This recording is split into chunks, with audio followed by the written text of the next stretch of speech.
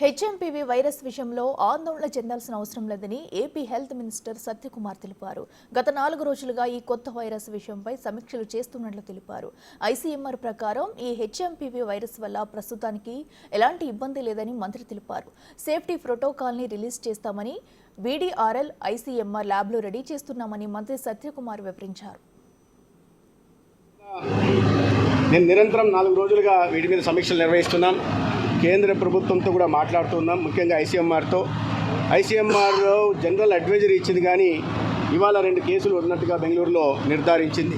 బెంగళూరులో ఐసీఎంఆర్ ద్వారా 2 హెచ్ఎంపీవీ కేసులు వచ్చినట్టుగా నిర్ధారించడం జరిగింది. తదనంతరం వీటి మీద మళ్ళీ ఇవాళ కూడా వీడియో కాన్ఫరెన్స్ ద్వారా నేను ఇక్కడి నుంచి అధికారులతో కూడా ఒక టీమును కూడా ఏర్పాటు చేసాం. ఒక పల్మనాలజిస్ట్ని, ఒక పీడియాట్రిషియన్ని, జనరల్ మెడిసిన్, ఇట్లా డాక్టర్లని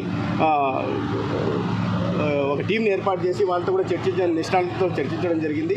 అయితే ఇప్పటికి వచ్చిన ప్రమాదం ఐసీఎంఆర్ కూడా చెప్పింది, మనం కూడా చూస్తున్నాం. ప్రమాదం ఉన్న పెద్ద ఇబ్బంది, దానికి అలార్మింగ్ సిచ్యువేషన్ లేదు, కానీ జాగ్రత్తలు తీసుకోవాల్సిన అవసరం ఉంది. దానికి అనుగుణంగా ప్రికాషనరీ మెజర్స్ తీసుకున్నాం.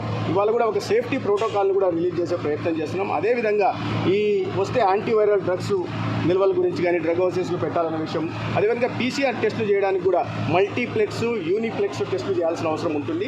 వాటికి సంబంధించిన వాటిని కూడా ప్రొక్యూర్ చేసే దిశగా ఇవాళ ప్రయత్నాలు మొదలుపెట్టాం. అదే సమయంలో ఈ వీడీఆర్ఎల్ ల్యాబులు కానీ, ఐసీఎంఆర్ ల్యాబులను కానీ పూర్తిగా ఆపరేషన్లకు తీసుకొచ్చి అన్ని రకాలుగా జాగ్రత్తలు తీసుకునే ప్రయత్నం చేస్తాం. నిన్న ముఖ్యమంత్రి గారు కూడా ఈ విషయం మీద వారు కూడా అధికారులతో కానీ మంత్రిత్వ శాఖతో మాట్లాడడం జరిగింది. తీసుకోవాల్సిన ముందస్తు జాగ్రత్తలు అన్నీ తీసుకోవాల్సిందిగా వారు కూడా ఆదేశించారు. మేము చాలా దగ్గరగా పరిశీలిస్తున్నాం. కర్ణాటకలో పరిణామాలు కానీ, దేశవ్యాప్తంగా జరుగుతున్న పరిణామాలను కానీ దగ్గరగా పరిశీలిస్తున్నాం.